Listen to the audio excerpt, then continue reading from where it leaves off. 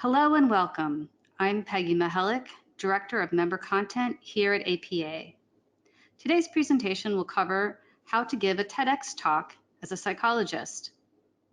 In this webinar, you'll learn strategies for getting invited to a TEDx stage, figure out your big idea, and deliver a talk of a lifetime. The views expressed in this presentation are those of the presenter and may not reflect the views or policies of the American Psychological Association. Next, this program does not offer CE. However, we will email everyone watching live today a certificate of attendance. During our time together, you will be on mute. You can communicate to us using the questions box located in your webinar control panel. Have a question for our presenter? Type them in using the questions box located in your webinar control panel. Now for our speaker. Dr. Daniel Wendler is the founder of marketingfortherapists.org and the author of Clicking with Clients, Online Marketing for Private Practice Therapists. He is a two-time TEDx speaker whose TEDx talks have been viewed by over 500,000 people online. Wendler is a postdoctoral fellow at Deep Eddy Psychotherapy, one of the largest outpatient practices in Austin, Texas. He is an alumni of George Fox University's Graduate School of Clinical Psychology in Newberg, Oregon. Dr. Wendler is excited to share his TEDx insights with you today. Welcome, Dr. Wendler.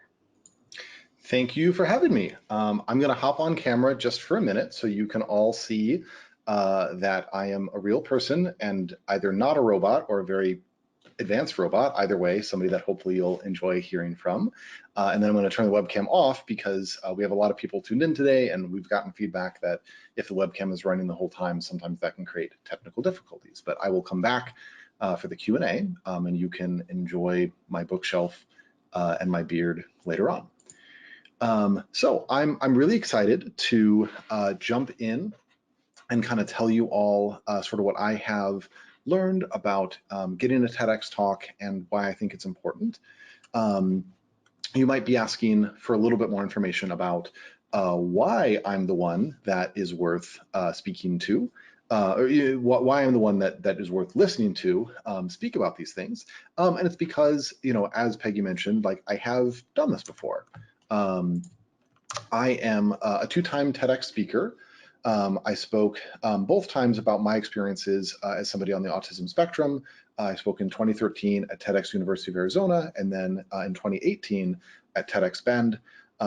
This is special effects. You can see me moving in the little slideshow. Both of these are available if you go on YouTube and you just search for my name, Daniel Wendler. They're the first thing that pop up if you're curious to see them. But these TEDx talks have been some of the most significant experiences in my life. They've been really influential in my career, and they've also allowed me to make a really substantial impact on the world, at least I think so. And so I think that for all of you being psychologists or students of psychology, I think that part of the impact that you can have on the world is through a TEDx talk, and I'm really excited to kind of promote that and help you guys maybe consider if that's right for you.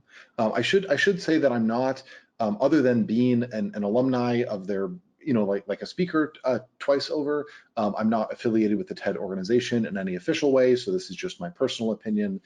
It's not anything officially from TED. I should also say that the images that I use in this talk are just royalty-free images that I used online that I had permission to use. They're not official images from a TED talk, and I don't know the people in them. I just thought that they were cool. So with that out of the way, let's sort of talk about our plan for today. I want to start by introducing you to kind of like the what and the why of a TED talk or a TEDx talk, sort of explain what that's about, why I think that you should consider it. And then we're going to spend a decent chunk of time talking about how to find your idea, because every TED talk or every TEDx talk is built around one big idea. And until you have that idea, you can't really give a good talk. And then we're going to talk about how do you find your stage and nail your delivery? How do you get invited to give a talk? And then once you do it, how do you do a good job? And so that's what we're going to wrap up on. So I guess let's get started. The question that might be on your mind is, what's the deal with TEDx talks? Because you've probably heard of a TED Talk. They're pretty popular. It's hard to go through any graduate program in psychology without seeing some video of Brene Brown or something of that nature. But you might not be familiar with the TEDx talk. So basically, a TED Talk is officially a talk that was done at the main TED conference, which happens every year. And that follows a particular format that we'll talk about a little bit later on.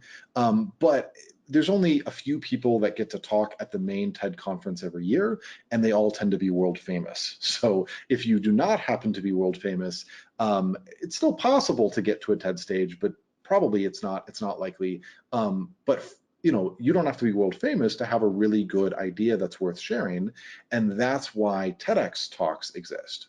Basically, a TEDx is a independent event that's organized by people in a local area, but it's done with the blessing and the support of the main TED organization. So they do all of the talks according to the TED format.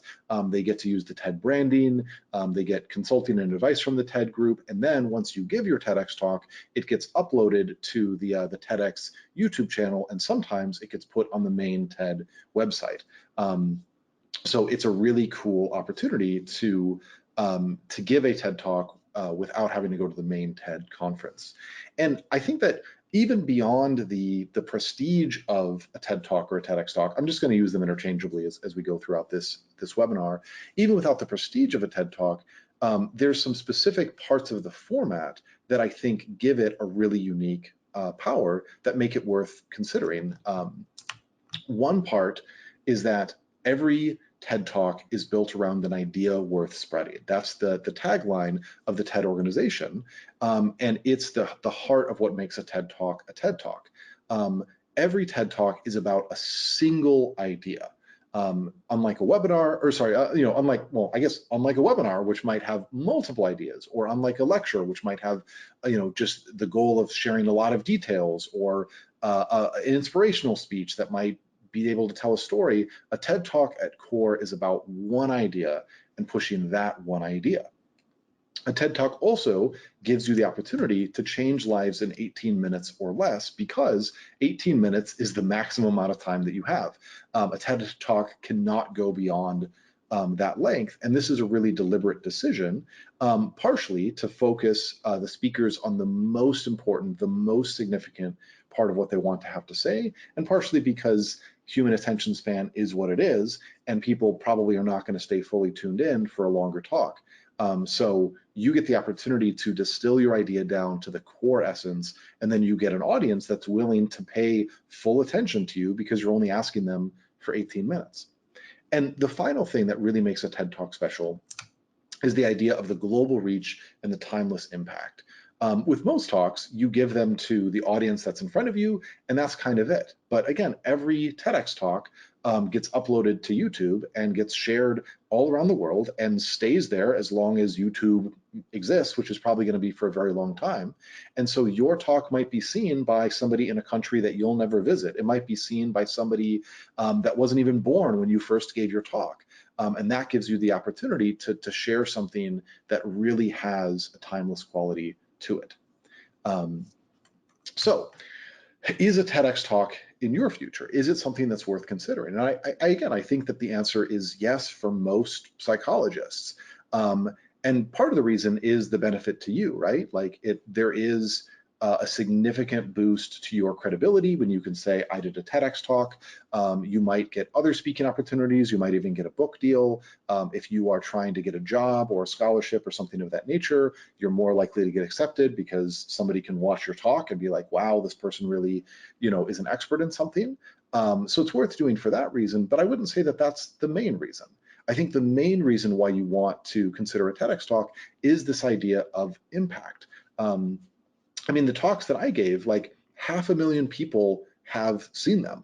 And certainly that's, above average. Like not everybody is going to have 500,000 people see their talks, but even if it's only a few hundred or a few thousand that watch your talk online, those are people that in 18 minutes you've impacted, and that impact just keeps going every year that your talk stays online. So I think that it's as part of our mission to help the world through psychology, I think it's a real important thing to consider. So let's say you've bought in, you've said, okay, Daniel, I'm interested in giving a TEDx talk. Now, how do I find my big idea that I want to use as part of my talk? Well, there's 3 different pieces that I think go into any really good TED idea. The first piece is that the idea needs to be universal. And what that means is that your idea needs to appeal to basically anybody on planet Earth that is curious and that has an open mind. Because the audience for TED is very different than most kinds of talks. Like most of the time, your audience is very defined. Like if you are giving a lecture in a class, your audience is all students in your particular field. If you are talking to clients, your audience is all people that experience a mental health problem. But with a TED talk or a TEDx talk, you're really speaking to everybody who's interested in seeing your talk. And so you need to make sure that whatever idea you have to share is relevant to just about anybody. And it's important to kind of ask yourself 2 questions. The first is, is your idea going to be interesting to basically all of humanity? Because, if your big idea is about how, psychologists can get higher reimbursement rates from insurance companies, like that's going to be pretty interesting to psychologists in private practice. It's not going to be interesting to most other people. And then there's also the question of, can they apply your idea? Because any idea is going to have some kind of call to action, whether it's like a specific thing you want them to do or just a change in mindset that you want them to adopt. And if your idea is not able to be applicable to most folks, then it's not universal. So you want to kind of consider these things. But then while your idea needs to be universal, it also needs to be individual. And by that, I mean, it needs to be really specific to you, and you need to be the right person to share that idea. And the best example of this is probably Brene Brown's TED Talk on vulnerability. It's been viewed tens of millions of times. It's one of the most powerful, most powerful and popular TED Talks that has ever been done. And I think one of the reasons why it was so effective is because of how much Brene Brown brought her own personal story into the idea that she was sharing. Because, a big part of her talk, if you listen to it, is sharing her research that she did on vulnerability. But the fact is, like, anybody on her research team could have shared those data points. What made her talk effective was that she brought in her own personal story. She talked about her own personal breakdown, her own personal journey, what she learned through doing her own therapy, and then she used that to kind of illustrate and bring to life the concepts from the research that she was describing. And that's what made it so powerful. Like anybody could have described Brene Brown's research, but only Brene Brown could have given that TED Talk, and that's why it worked. And so for yourself, you need to ask yourself, what is an idea that you can share better than anybody else? And what is an idea that is tied deeply to your personal story? What is an idea that I can't really understand you as a human being unless I understand this idea?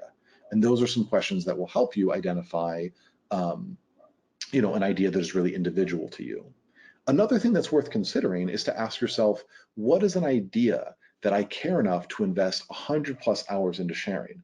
And I'll mention this a little bit more as we talk about preparing for the talk, but the fact is, if you're going to do a TEDx talk well, you should be prepared to put 100+ hours into the talk when you combine the writing, the editing, the rehearsal, seeking feedback, preparing your slides, watching other talks to get inspiration. All of those things together can easily add up to 100+ hours. Certainly I did that amount of time when I was preparing for my own talk. And I mean, you don't have to. They're not going to require you to submit a timesheet, but I remember somebody else at the conference that I spoke at that clearly had not prepared, and he forgot his talk halfway through. He stumbled over his slides, and I don't even remember what his talk was about. He missed an opportunity to share his big idea because he didn't prepare, because he probably didn't care that much about his big idea. And you don't want to be that person. You want to be somebody who cares enough to really give your idea the attention that it deserves. And that means that you got to find an idea that is really individual to you. And so the final piece that goes into your big idea is an idea that is simple. Because if an idea is simple, universal, and individual, that's where the TEDx magic happens. And so what does it mean for an idea to be simple? Well, that's pretty simple. Your idea needs to be able to fit in a sentence or two. The main idea of my TEDx Bend talk was that you can change somebody else's life by the simple choice to be their friend. It doesn't maybe sound that compelling when I just say it like that. That's why you give a whole talk to really put an oomph behind it. But it is a simple idea. It is an idea that you can grab a hold of and remember very easily. Some of the other talks that that happened at that conference, I still remember them years later, even though I've never seen them again, because their ideas were simple but profound. There was one person who said, we should have boys read more literature that features girls so that they can build empathy for people that are different from them. That's an idea that I remember just from seeing the talk once years later, because it was simple, it fit in just a sentence or two. Another thing that's important is that somebody outside of your field of expertise needs to be able to understand your idea.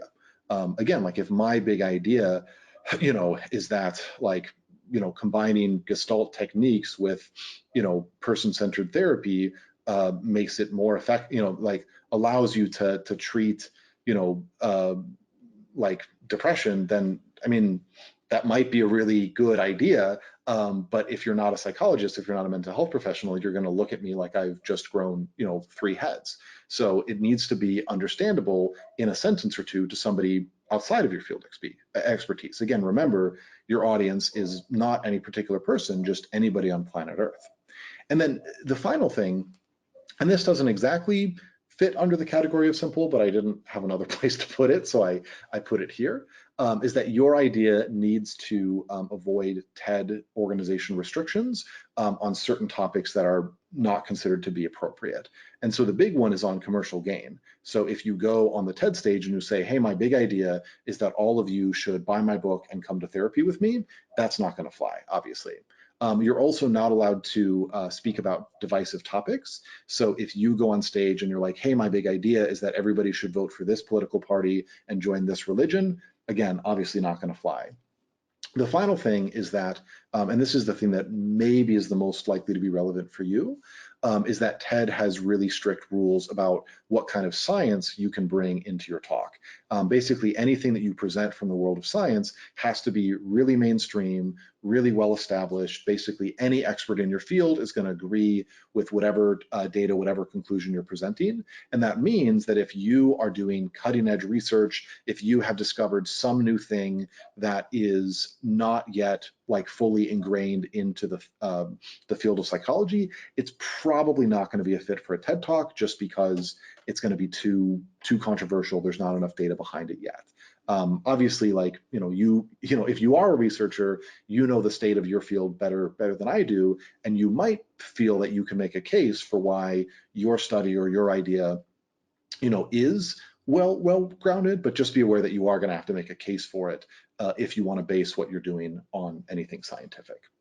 So, simple, universal, individual, those are the factors that go into a good TED idea. And maybe at this point, you're already starting to think of some things that fit those categories, but maybe you're sitting there and you're like, Daniel, these are great categories, but how do I actually come up with an idea? Well, I got you covered. There's a couple of specific activities that I think are helpful ways to start the idea generation process. One of them is to write a letter with words of wisdom. And what I mean by this is to pick somebody that you think might need some wisdom. And this might be a real person, this might be a student of yours, this might be a child, this might be whoever, or this could be an imagined person. Like you might imagine yourself at a younger age. You might imagine just a typical high schooler, whatever.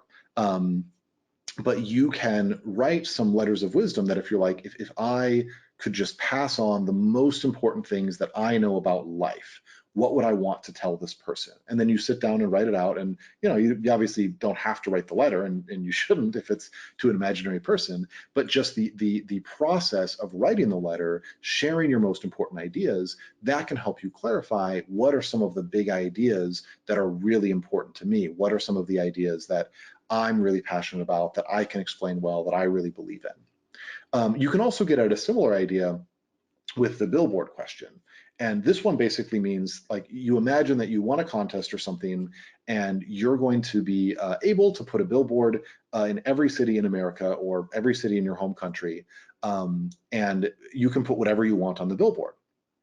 But it's a billboard, and so it's only going to be able to fit a couple words. So what would you put on that billboard that you would want as many people as possible to see? And if you sit down and you kind of think through that, then you might be able to, again, kind of identify some of your deepest values, some of your biggest ideas that you think are the most important, the most relevant. Another thing that you can do, this is pretty straightforward, is to just ask the people that know you the best. Ask your friends, ask your loved ones, ask colleagues, ask supervisors, for the things that they think that you have the most wisdom in, the things that they think you have the most passion, the most expertise in. Like, just sort of ask them, if you think I was, like if I was going to stand on stage and talk for 15 minutes to the entire world about something, what do you think I would talk about? And, some of the answers are probably going to be, like more superficial, like somebody's probably going to be like, oh, you talk about your favorite TV show or whatever, but some of them are probably going to be pretty insightful and get the wheels turning for you of, this is what other people see in me. I can maybe take that and turn that into an idea myself. Two other things that I think can be helpful.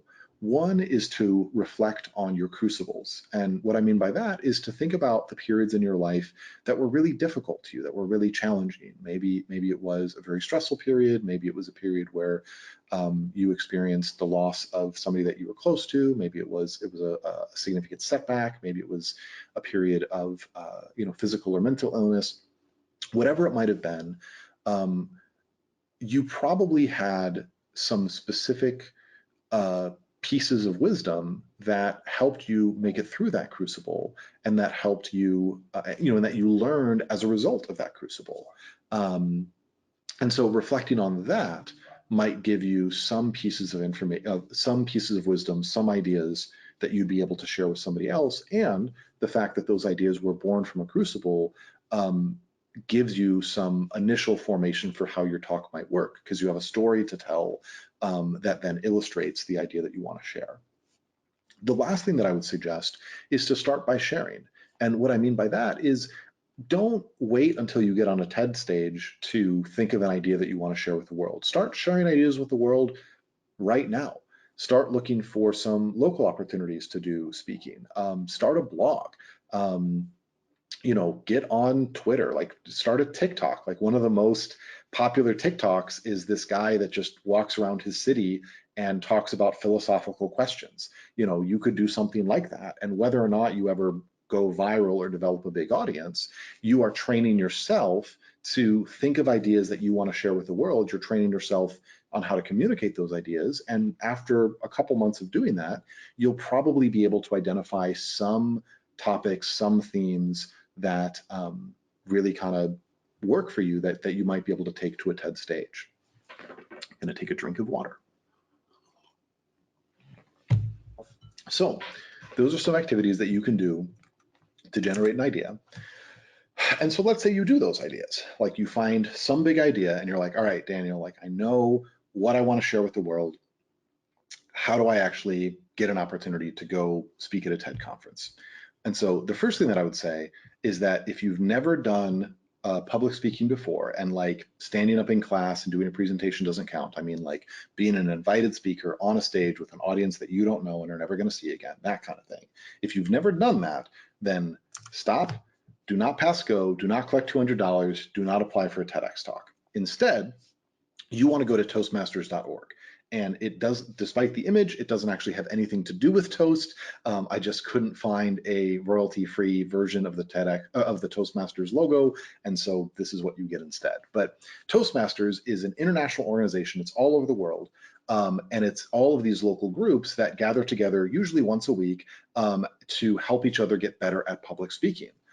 It is a phenomenal way to overcome speaking anxiety, to feel more confident on a stage, to learn a lot of techniques for making your speaking more effective, and to just get practice doing it in a place where people are going to give you constructive criticism, feedback, and really kind of make you a stronger speaker. And so if you've never done any kind of public speaking before, like go sign up for Toastmasters and give it 3 months, 6 months, something like that. You don't have to do it for the rest of your life, but a solid 3 to 6 month commitment is going to make you a much stronger speaker and allow you to have a much better chance of being successful on the TED stage. Also, my colleague, Dr. Kyler Shumway, and I, we did another APA Supercharged webinar on public speaking that has a lot of tips on how to get started as a public speaker, how to get over some of the first-time speaker jitters, a couple of tips that you can use, things like that. And so if you just Google for APA Supercharged Public Speaking, you're going to be able to find it. And so I suggest that you watch that also as a way to ground yourself in some public speaking tips, again, before you consider taking the TEDx stage. But let's say you are a great public speaker, you've done it before, you're ready to finally apply. Here's what you do. You want to go to ted.com/TEDx/events, and you will see this lovely little map that shows you the entire world and every TEDx event that is happening all over the world. And as you can see, it's going on pretty much everywhere. Like it looks like Iceland doesn't have any TEDx's going on, so I guess they got to get on that. But most countries in the world and most areas of the country are going to have TEDx's that are happening. And you can search for any future or past TEDx that has happened. And so what you want to do is you want to look at your local area. If you're in the United States, you probably want to pick your state. You want to look at your local area and just sort of see what are all of the TEDx's that have happened, both that are upcoming and then the ones that have happened over the past couple of years. Because you want to start by just creating a big list of every TEDx that you might consider. Once you've created that big list, then you want to start filtering it down. And there's a couple of minimum requirements that you're going to want to look for in order to consider an opportunity. The first one is that it needs to have open applications, because some TEDx events, like they are invitation only, and so they have to invite you. You cannot put your name in the hat, and in that case, you're probably out of luck. Some of them also are limited to certain groups. So for instance, my local community college has a TEDx, which is pretty cool, but you have to be a student at the community college in order to speak at it. And so, unless you want to go enroll in the community college, you wouldn't be able to use that as an opportunity. Also, you want to look for TEDx's that are going to be at least 6 months from now. And the reason for that is because that's pretty much the minimum amount of period, or like the minimum amount of period in advance that they would be actually accepting applications, because these things are big productions, and usually they're going to lock in their speakers well in advance of the actual event. And so if you're going to apply, if it's not at least 6 months from now, there's almost no chances that they're still taking applications. It still might be worth considering them as just a thing to go to, because I think before you commit to speaking at a TEDx, it could be cool to go to one and see what they're like.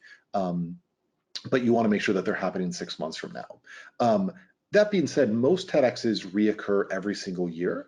And so if there is a TEDx that's happening a month from now, don't take it off your list. Just, make a little note and say, I'm probably gonna have to wait, and then apply to the one that happens next year. Once you've done that, you'll probably still be left with a pretty lengthy list of potential TEDx's. And I mean, you could apply to all of them, but it's a lot of work to fill out the applications, as we'll talk about in a little bit. And so you probably want to filter it down a little bit further. And one way that you can filter it down is by looking at the production values.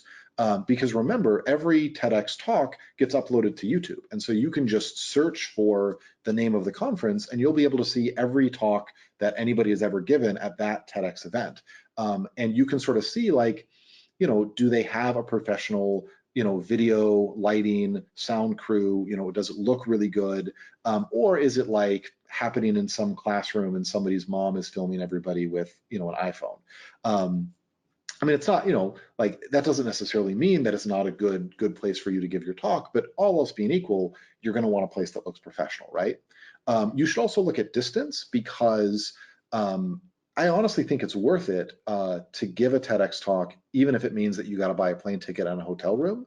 But all else being equal, it's better to do a TEDx talk that's closer to home, especially because being able to have friends and family come to the event can be really huge for offering you support on the day of. Like I had, my parents, I had some of my best friends, come support me when I gave my talk. And that was like, that honestly made it way easier to do my best because I knew that I had support around me. If I was going to do my talk in another state, they might not have been willing to come. So, or at least it would have been harder for them to do that.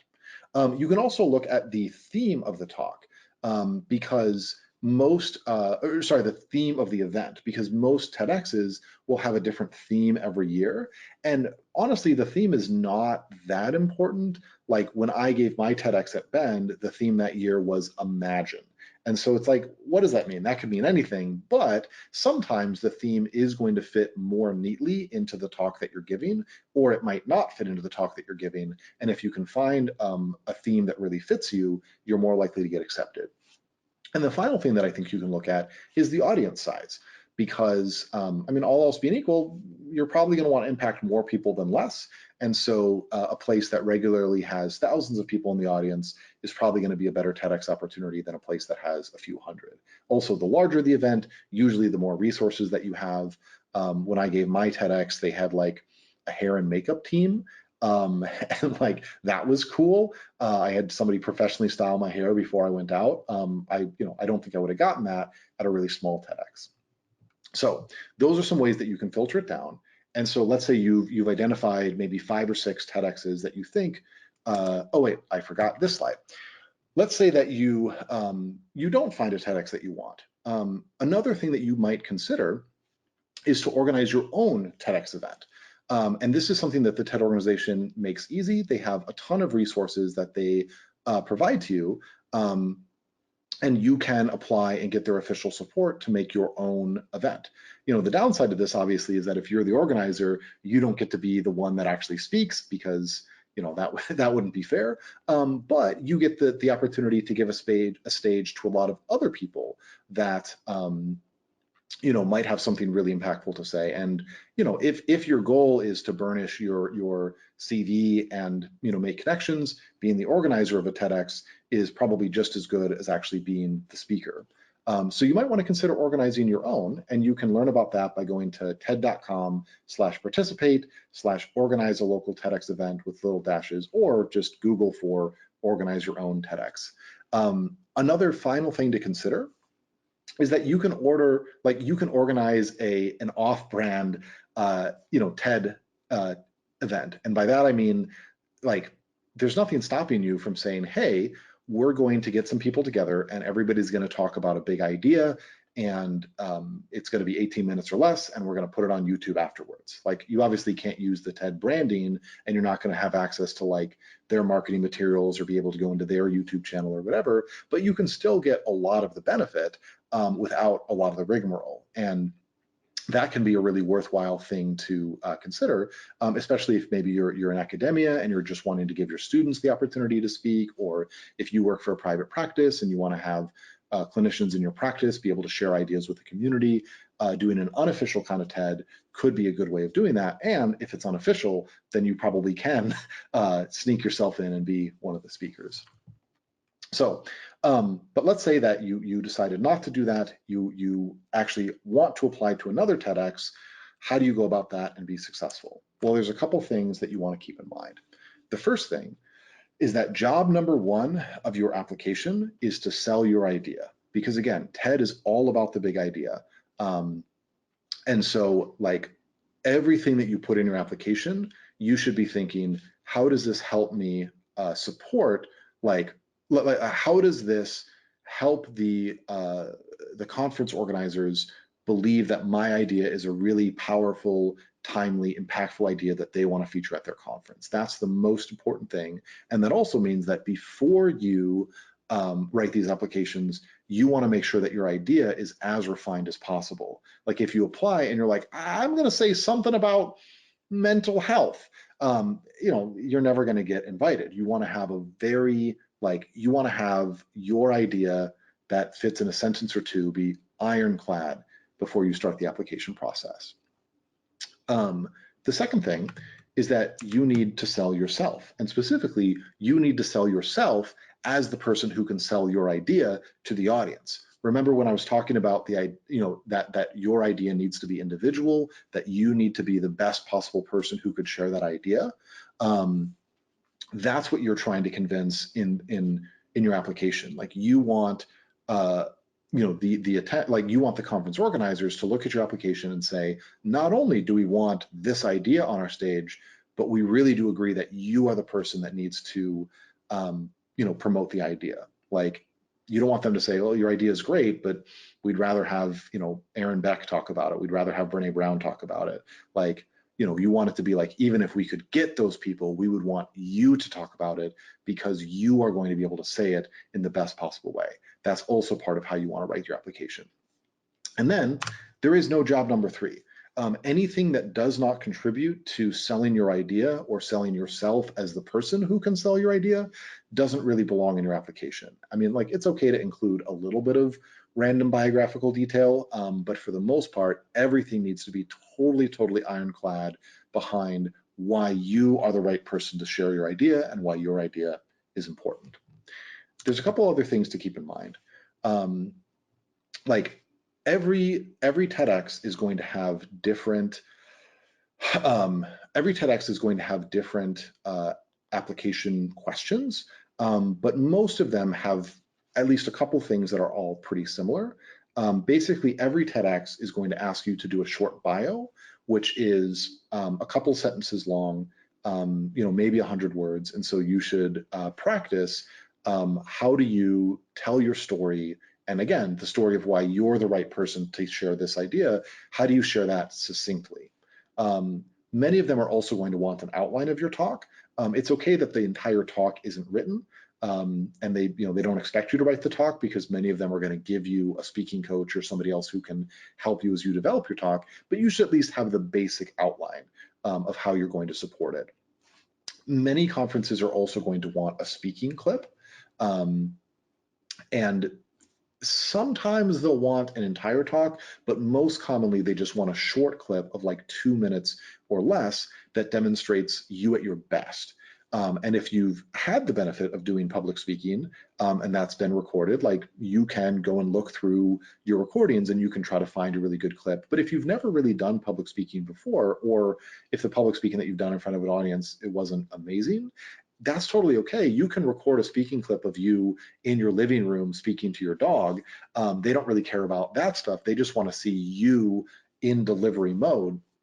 And that means that even if you have footage of you speaking to an audience, if it's not A+, then you're going to want to go back and re-record, in your living room talking to your dog until you find a clip that really is like just an excellent example of you.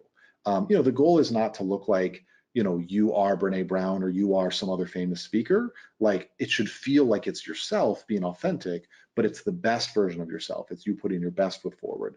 That's what you want in the speaking clip.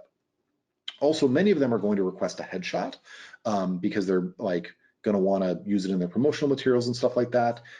It might be worth considering like going and getting a professional headshot and spending $100, $200, whatever.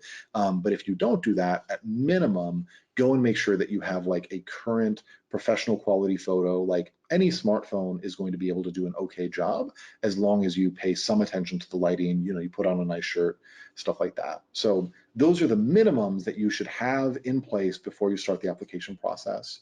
Another thing that you might want to think about is your wider online professional presence, which I will tell you about after taking another drink of water. If I do a third TEDx talk, my big idea is that it's important to drink water. So many of the conferences are going to, they're going to Google for you. Or they might just explicitly ask you for your social media handle or your website or things of that nature. And so it's a really good idea to make sure that your online professional presence is really strong. Like, having a website just for yourself, like yourname.com, that shares some biographical information about you is really good.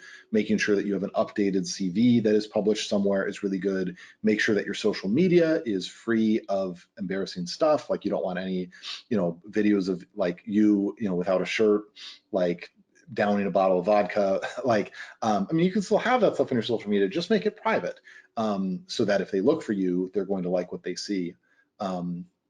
And if you're like, I don't know how to make a professional website, I don't know how to make a CV that's really good. Well, fortunately for you, we have the entire APA Supercharged series of, like lots of webinars just like this one done by me and my colleague Kyler, that will talk to you about how to get, an awesome LinkedIn profile and how to get a website set up and all of those different things. So like that stuff is just good for you no matter what you're wanting to do with your career. So I encourage you to check it out no matter what, but especially if you're going to be applying for some of these TEDx's, spending an hour or two giving a facelift to your online presence is a great idea. So like, let's say that you've done all of that, you've identified your idea, you have like filtered through the TEDx's, you found the right ones, you've sent in the application, and you get the yes. I still remember I was waiting in line to check out at Costco when I get a call from TEDx Bend and they're like, Daniel, you're in. And I'm like, I wish that you would have, waited until I could get home and put my gallon jar of mayonnaise in the fridge. But no, I'm joking a little bit, but the point is like, when you get the call, you're going to remember it, but you're not going to remember it half as much as you actually being on stage. And so how do you give a masterful talk when you actually take the stage? How do you give a talk that you will be glad comes up 10 years from then when people Google for your name? And I mean, I could give an entire webinar about how to do public speaking, and I did, and you should go watch it. But just to give a few things for today, there's a couple of tips that I think are the most important ones. And the first one is to make sure that you reach the happy birthday level of practice. And what that means, it's an idea that was developed by another TEDx speaker. Actually, he was an all the way TED speaker.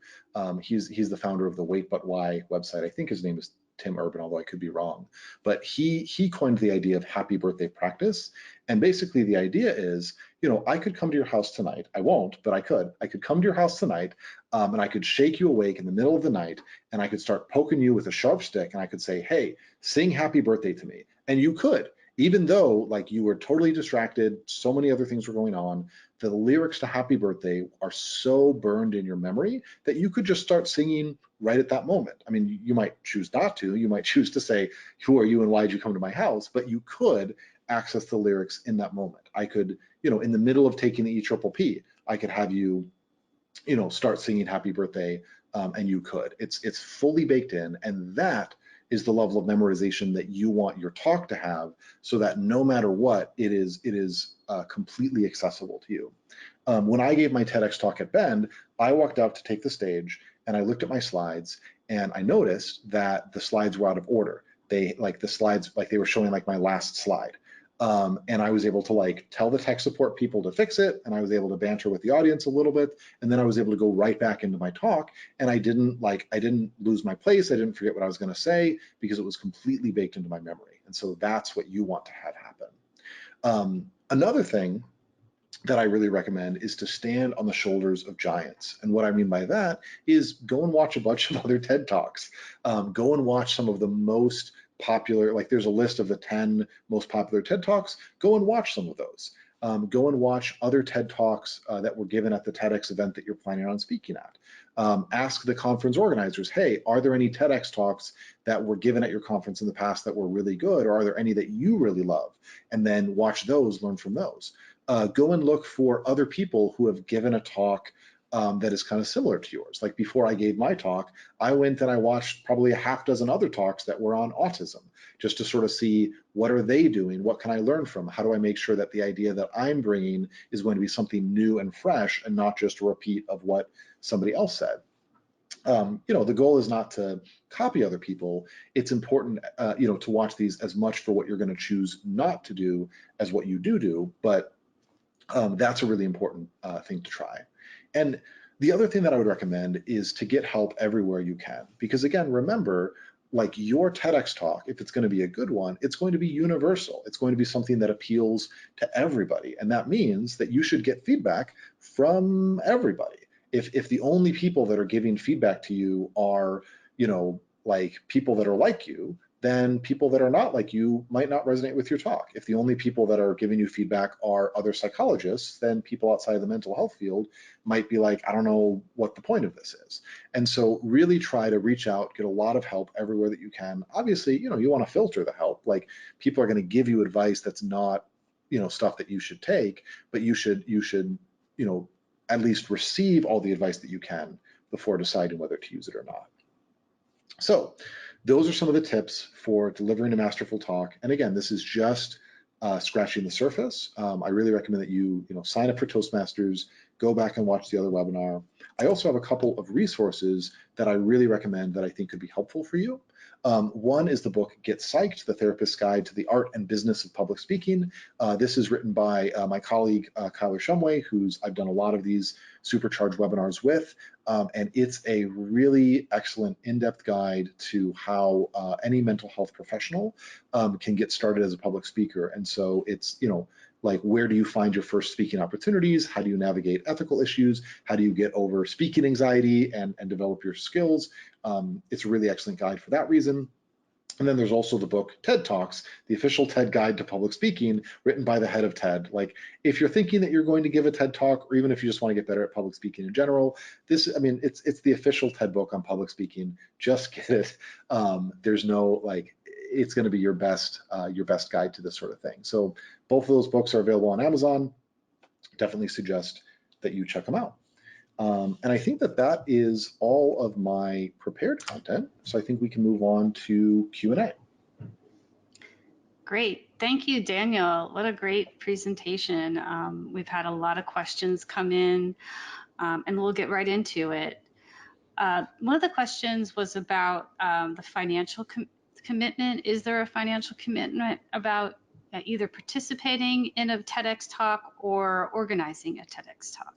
Yeah, that's a good question. I'm going to turn my webcam back on so you can all see me talk to you. As far as participating in the TEDx talk, like, you don't have to, like, pay a fee or whatever, and your ticket to the conference itself is free. You do generally have to cover your own travel expenses. Sometimes the conference might be able to provide you with a hotel room or something, but plane, train, automobile, whatever that is, you're kind of going to be on your own for that. And then also, like, I bought a new set of clothes, for the TEDx talk. Like, you're going to have some minor expenses that go along with it.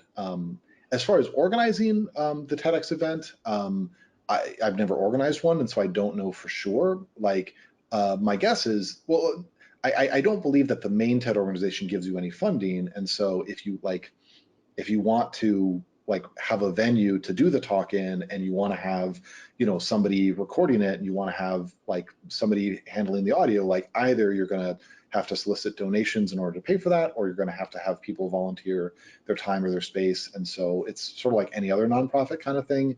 The money has to come from somewhere. But I think hopefully it's not going to come out of your own pocket. You're going to be able to find people who would be willing to support you.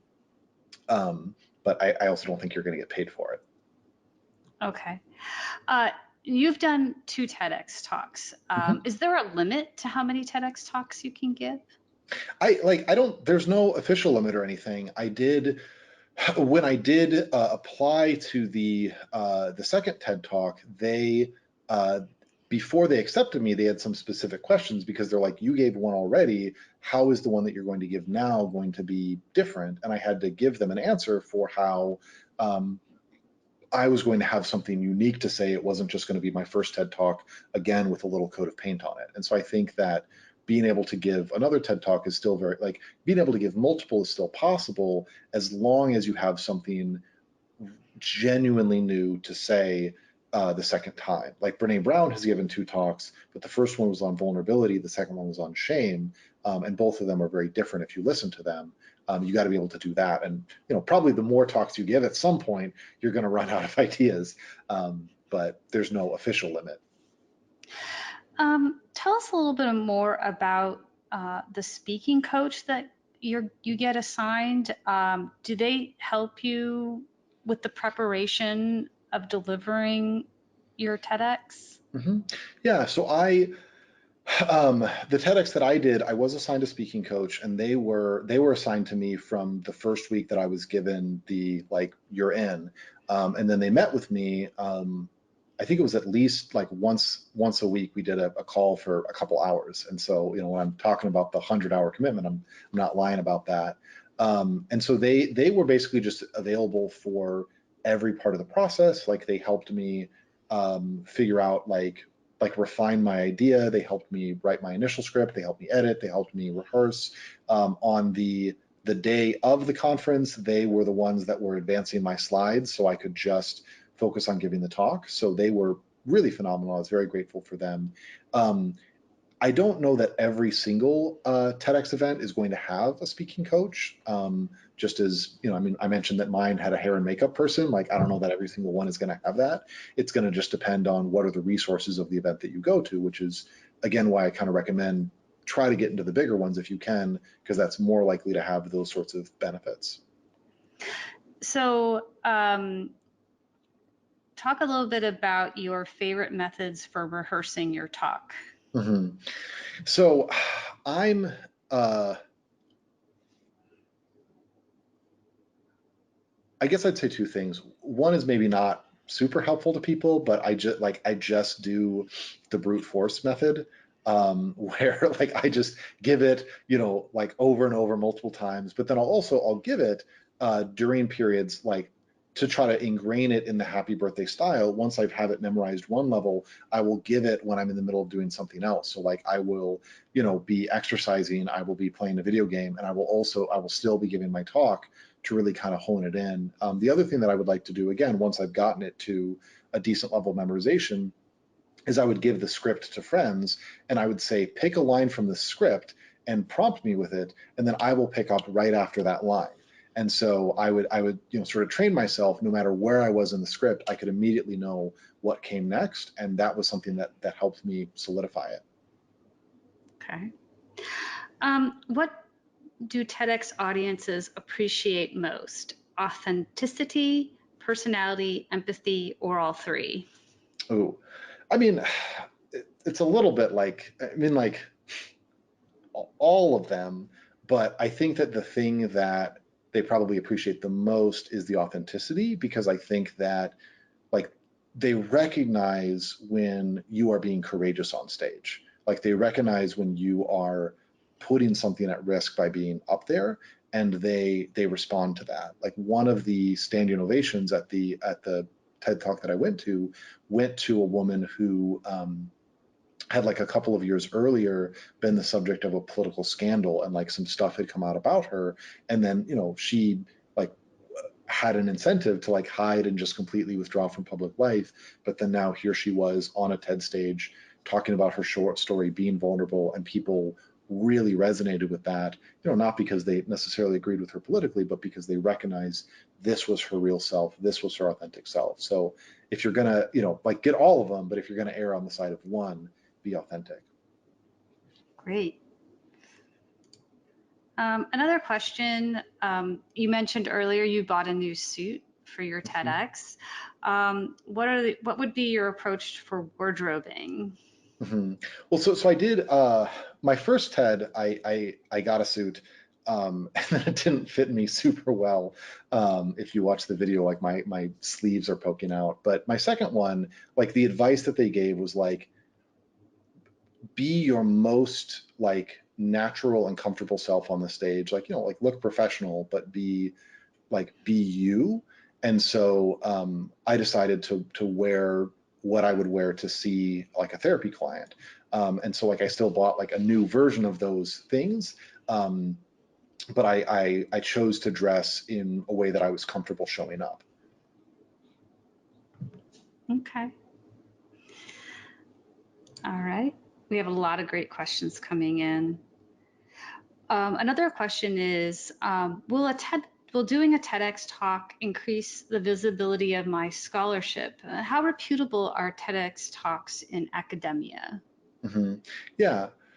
So I think, I mean, I can't like necessarily speak for all of academia, especially because my career path has taken me out of academia after I've graduated. But I do know that in my own experience in like, as a student, like when I applied for my graduate program, they asked me about my first TED Talk, and they had watched the video, and that was, I think, a factor in their decision to accept me. And then when I like was applying for my internships, many of the places that I interviewed at also asked me about my TED Talk and also said that they had seen it. And I think that that was a factor in me getting matched where I wanted to match. And so I think that like, you know, I think that it does matter. It does, especially if the thing that you're speaking about is related to your academic goals. I think that like scholarship committees and stuff like that are going to consider it. That's great. We have a lot of people who are still a little bit unclear about the application process. Mhm. Of course, you mentioned it, and of course, people started going right to the TEDx. Our audience started going right to the TEDx site to look at Mhm. applications in their area. That's awesome. But they're saying that it was a little confusing to them. For one example, someone looked up a local event in the Honolulu area, Mhm. but it didn't seem to have an application submission Mhm. area. Is it possible to submit a generic application, or Mhm. is it you have to find one in your local area that has an application attached to it? Yeah. So I guess two thoughts. The first one is that you're not limited to your local area. I think that like the organizers might be a little bit more willing to like uh, to accept somebody who's from their local area, but like um, I mean, I think as long as you're willing to fly in when you need to fly in, you could probably apply to anywhere in the world. Okay. So don't limit yourself based on that. My guess is like I haven't looked at the Honolulu TEDx. My guess is that either they don't have open applications, and it's just the organizers pick who they want to invite, or applications are currently closed. And Mm, because again, they usually well in advance of the actual event, they usually have the applications open for a couple months and then they close them. And so rather than sending in just a generic application, what I'd probably do is just email them a question. So I'd be like, hey, I'm interested in speaking there, whether it's this year, next year, whatever, can you tell me, like, do you have open applications? What's your process? And then I'm sure that they'd be happy, like if they do accept them, I'm sure they'd be happy to say, yes, and, we're going to open up again and, on X date and, and then you can just go back and do it at that point. okay.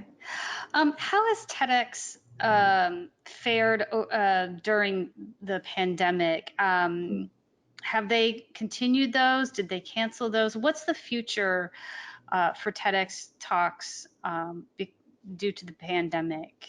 Yeah. So, and again, I can't speak officially for the TED organization or anything, but what I do know is that the main TED conference went fully virtual for 2020, but then I believe they're going back to in person for 2021. And then most of the local TEDx's, I think, just canceled. Like I know that, Kyler was invited to give a TEDx and had a really great one prepared. And then, they couldn't, like everything was shut down. And so they just had to cancel. And so he'll hopefully be invited back for a future year. But my guess is that, like I think that a big part of the enjoyment and the impact of a TEDx, even though it you can view it online, being there in the room when it's happening is a particular kind of excitement and brings a particular energy that I think is part of why the recordings feel so cool. And so I think that most of them are going to shift back to in person as soon as they can. That's great. We have just run this clock down as far as we can, flooded with great questions. Thank you, audience. I'm sorry we can't get to all of them. Yeah. Unfortunately, we're out of time. Did you want to say anything else, Yeah, Dr. just Wendler? just briefly, like if you go to danielwendler.com, that's my website. You can fill out the contact form, and if you have another question on TEDx's or anything else that I talk about, feel free to email me. I also have a couple mailing lists that you can sign up for if you want to get, like you don't want to actually talk to me, but you still want to hear from me when I have a new tip to share. So danielwendler.com. If you have questions that I wasn't able to get to today. Awesome. Well, thank you again, Dr. Wendler, and thank you to all our listeners for your participation. APA is a big supporter of career development, and we consider this TEDx talk as a part of that. But we also have some other career development opportunities out there for you to take advantage of. APA is working with the Center for Creative Leadership to bring members leadership training courses, whether you are a senior level leader or just starting out. These research programs will move you forward in your leadership journey. I'm sending you the link in the chat right now. Also, you can register for our upcoming APA 2021 virtual job fair on August 9th. Career coaches will be available for one-on-one sessions as well as resume reviews. All registrants will be able to view timely career management sessions and engage in text and video chats with employers looking to hire psychologists today. Just head to www.psychcareers.com to learn more and register. A recording of this presentation, along with the slides and transcript, will be emailed to everyone in 2 weeks. Should everything work out with the recording, we'll get that out to you in just a few hours. But if you're looking for the slides and did not download them from the handouts tab or the transcript, we'll email those out in 2 weeks. As soon as the webinar has ended, a short survey will appear on your screen. We hope you'll take a few minutes to complete the survey, give us feedback on how we did today and how we can improve. Be on the lookout for more Supercharge webinars in the months ahead. We thank you for your attention. We hope you have a great day.